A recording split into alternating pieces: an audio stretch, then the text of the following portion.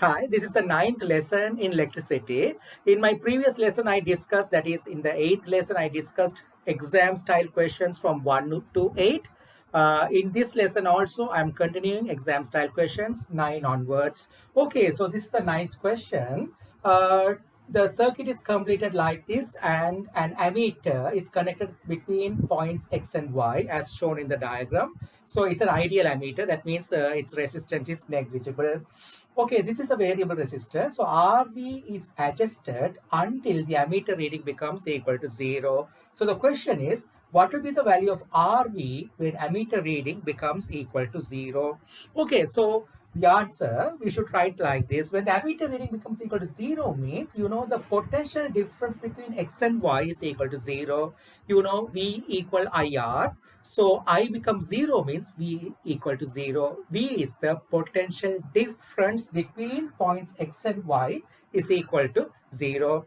Normally current flows from high potential to low potential. So if I consider the current which is coming out of the cell is I, it can split at these junctions L as I1 and I2. Okay, so this current can split here again, but here they are saying ammeter reading is equal to 0. That means the current I1 is flowing to 20 ohms without splitting here. So the current to the 20 ohms also I1.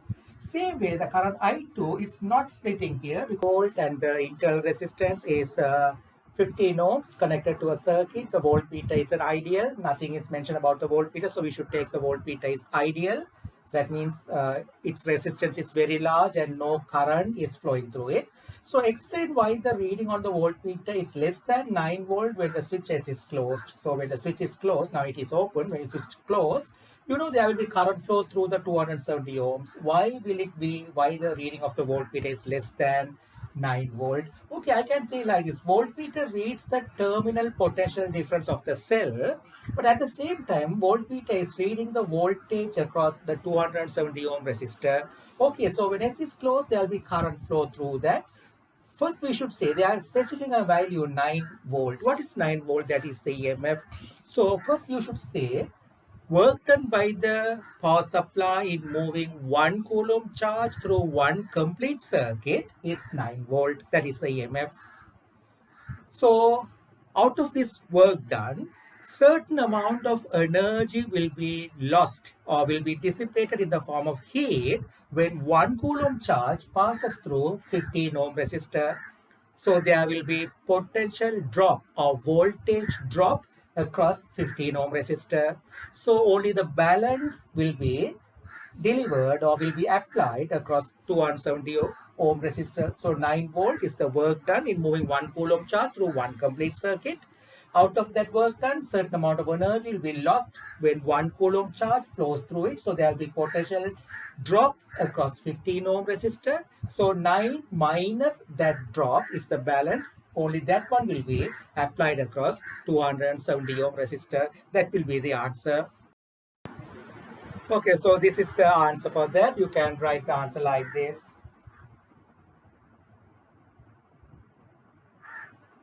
Okay, so second part, calculate the reading on the voltmeter when S is closed. Okay, so reading of the voltmeter, voltmeter reads the voltage across the 270 ohm as well as it reads the voltage across the terminals of the cell. So the second part, I can answer in two different methods. Okay, so the second part, I can say method 1. So since the voltmeter reads the voltage across 270 ohms and 270 ohms and the internal resistance are connected in series, I can use potential divider method. So I can say potential divider method if I use it. In series circuit, voltage, the total applied voltage will be divided across the components at the ratio of their resistance. So if I use potential divider method, if I use it, voltmeter reading is the voltage across 270 ohms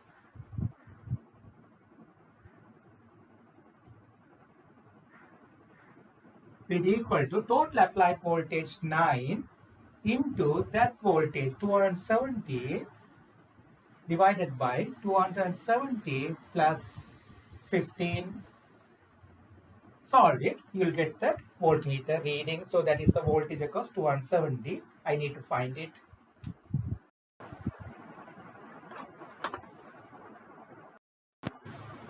Okay, so that will be 8.53 volt.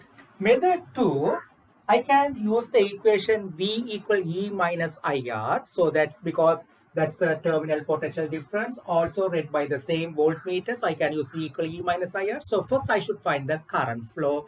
So method 2, I can do like this. First we'll find the current flow, that is EMF over total resistance. So 9 over total resistance 270 plus 15.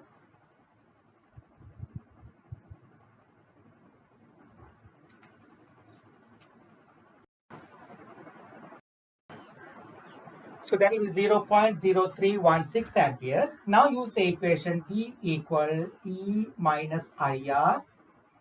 So EMF is 9 minus 0.0316 into the internal resistance 15. You'll get the same answer, 8.53 volt.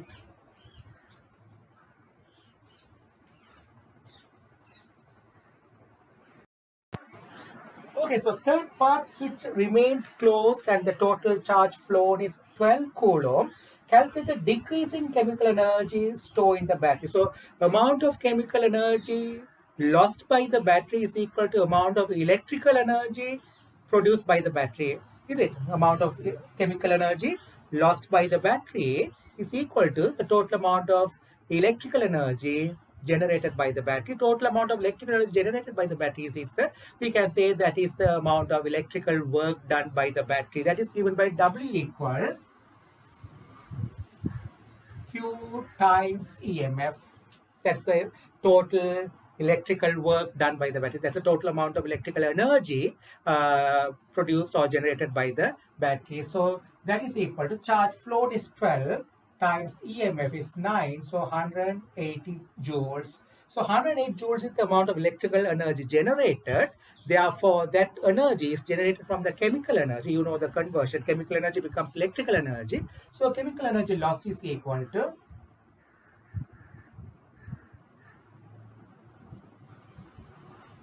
same thing, electrical energy generated.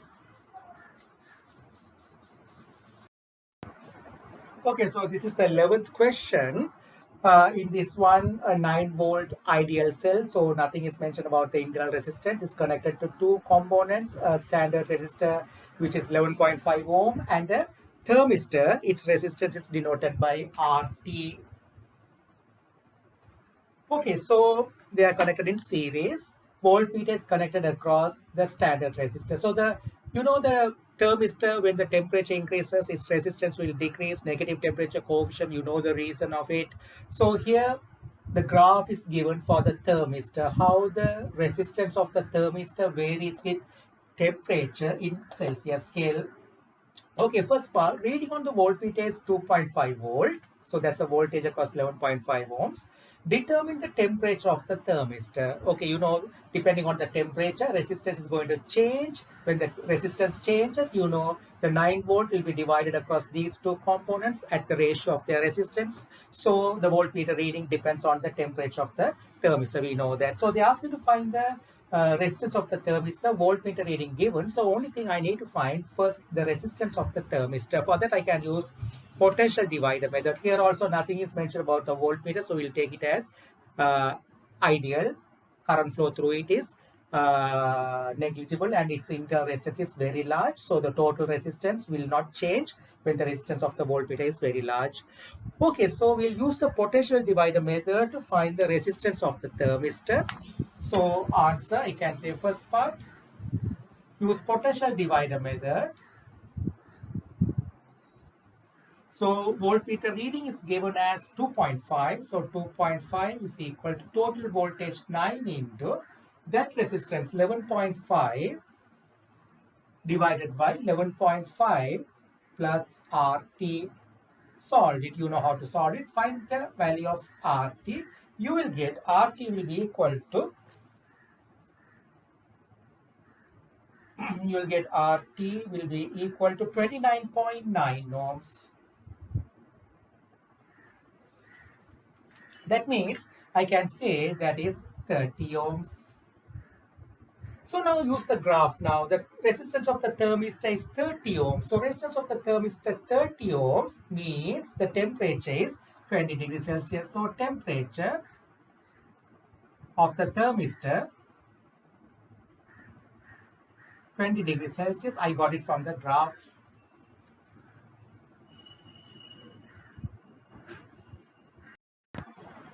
Okay, second part, a statement is given. A student suggests that if the EMF of the battery is doubled, the reading on the voltmeter will become double. So assess whether the student's suggestion is correct.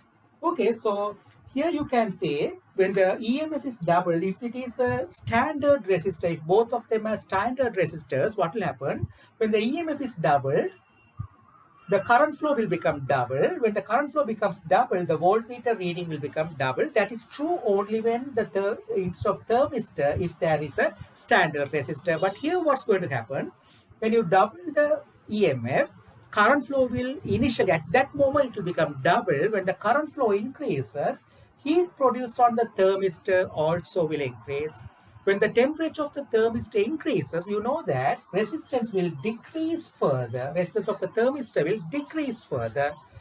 So when the resistance of the thermistor decreases, this resistance remains unchanged. So the ratio of the, according to the ratio of their resistance, the 9 volt will be divided across these two components. So when the resistance of the thermistor becomes lower than the current value, that is, we got it as 30 ohms.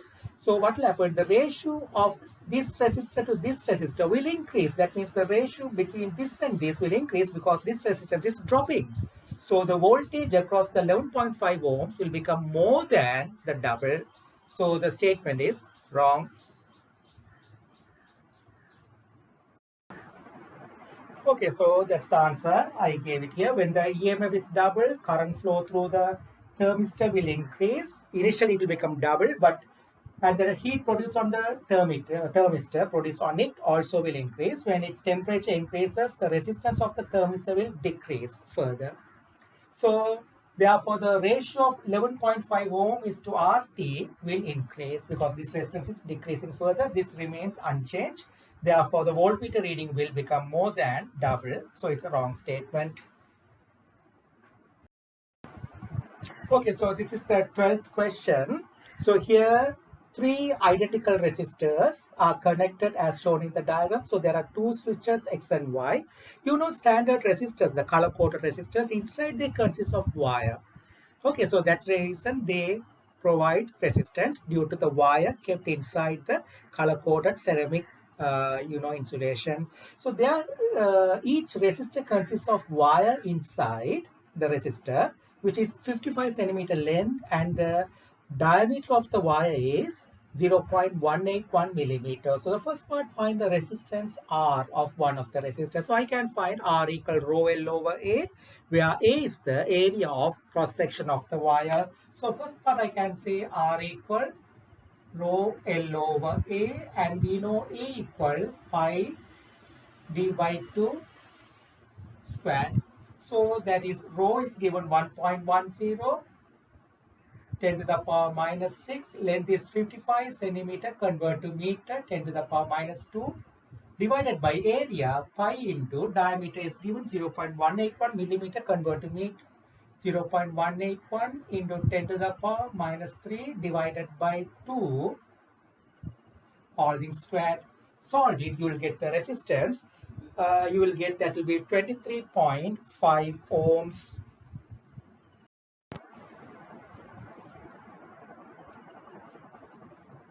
Okay, second part. A student suggests that the maximum power output from the resistors in this circuit. So by using all the resistors, or the maximum power output a student wants to get out of this circuit. So there are 3 different possibilities. I can close only X, then only these 2 resistors will function.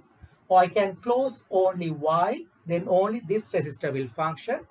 I can close both switches X and Y, then this resistors are in series, so the total resistance will be 23.5 plus 23.5, that will be 47, will be in parallel with this one. So where will I get the maximum power output? Okay, so for that, first I should think the EMF of the battery is remaining unchanged. So I can say P equal V squared over R. V squared means the EMF squared over R, where R is the total resistance of the circuit I am going to consider. So I should find where will I get the lowest resistance to get maximum power. Okay, if I close only X, only these two will function. So that will give 23.5 plus 23.5, that will be 47 ohms. So if I close only this one, I will get 23.5. If I close both, this 47 ohms, combination of these two are 47 ohms, and the 23.5 ohms are in parallel. And we know that when resistors are connected in parallel, or components are connected in parallel, the equivalent resistance will be lower than the lowest. So if I combine these two, that will be 47. This is 23.5. So the equivalent resistance when I close both X and Y will be lower than 23.5. There I will get the maximum power, because the denominator is becoming the lowest. So I will get the maximum power only when both X and Y are closed. So we'll find the total resistance of the circuit, or the equivalent resistance of the circuit, when both X and Y are closed. So I can say first R1 is equal to 23.5 plus 23.5. So that will be 47 ohms. Then this is parallel to 47 ohms. So I can say 1 over R naught, or 1 over R is equal to, or 1 over R, yeah, I'll use R for the equivalent resistance. 1 over, okay, I'll say 1 over R naught is equal to 1 over 47 plus 1 over 23.5. Find the equivalent resistance R naught when X and Y are closed.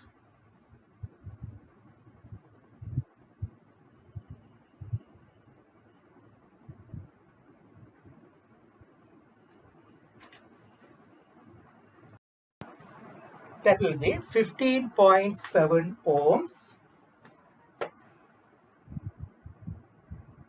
And that is the minimum resistance of the circuit.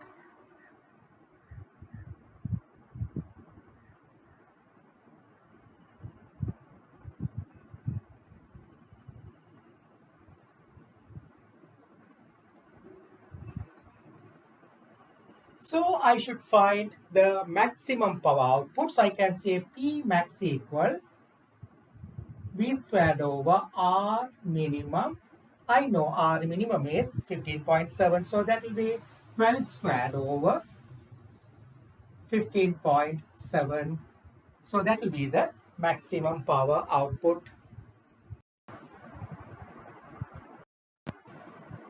So that will be 9.2 watts. That's the maximum power we can obtain only when both X and Y are closed.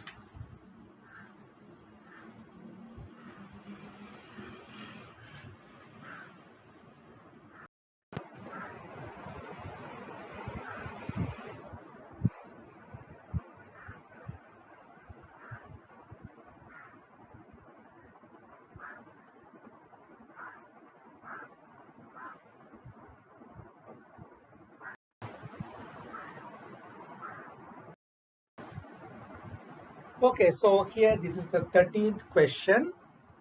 So here three resistors, 12 ohms, 4 ohms and 5 ohms are connected as shown in the diagram to an ideal cell which has EMF 16 volt. The question is find the number of electrons passing point x per second. So number of electrons passing point x per second, if I want to find, first I should find the current flow through x. So if I find the current flow through x, current flow is the amount of charge flowing through x per second. So if I divide that charge flowing through x per second by charge of an electron, I will get the number of electrons flowing through x per second. Okay, so here I can see these two resistors are connected in parallel. So I should first solve this circuit to get the equivalent resistance of the circuit. So I can say the current flow through 15 ohm is I. So it will split at this junction. I can name them L and M. So it will split here as I1 through this one I2. Again, they'll rejoin and form I. Anyway, I need to find the equivalent resistance of these two. So I can find 1 over R equal 1 over 12 plus 1 over 4. So R will be 3 ohms.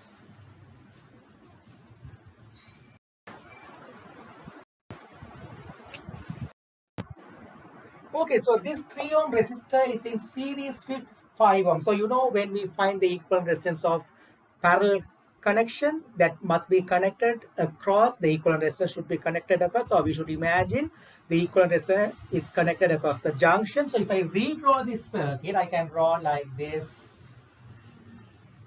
5 ohms here.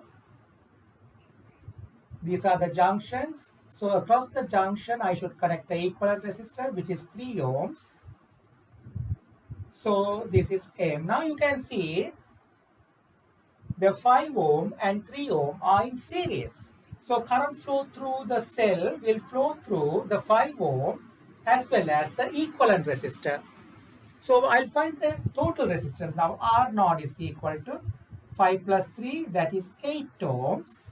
So current I will be EMF 16 over 8, that will be 2 amperes. So current will be 2 amperes. Okay, so now what's going to happen? The voltage across 5 ohm. So you know voltage across 5 ohm, if I say this is V1, so V1 will be I into R, that is 2 into 5, that will be 10 volt. So voltage across this one is going to be 10 volts. So you know the voltage across the junction LM, that is the equivalent resistance will be, you know they are in series, so 16 minus 10, that will be 6 volt. So I can say voltage across the junction will be 16 minus 10, that will be 6 volt. That is the voltage across 12 ohm resistor also, because 12 ohm is connected across the junction L and M. So voltage across the junction, I know 6 volt. That is the voltage across 12 ohm resistor also. So I1 will be equal to the voltage across the junction, that is the voltage across 12 ohm, that is 6 divided by 12, that is going to be 0.5 ampere. That means 0.5 coulomb every second. The question is number of electrons flowing through X per second. So I can say number of electrons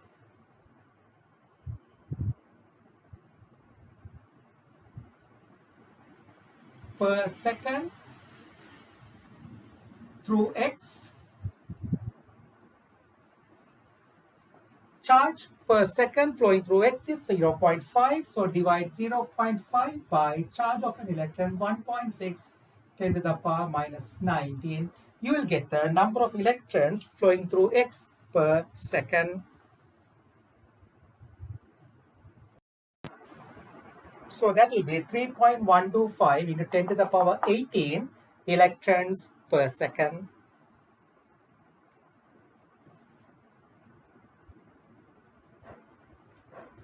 Okay, so we will continue more questions in my next lesson, that is the 10th lesson.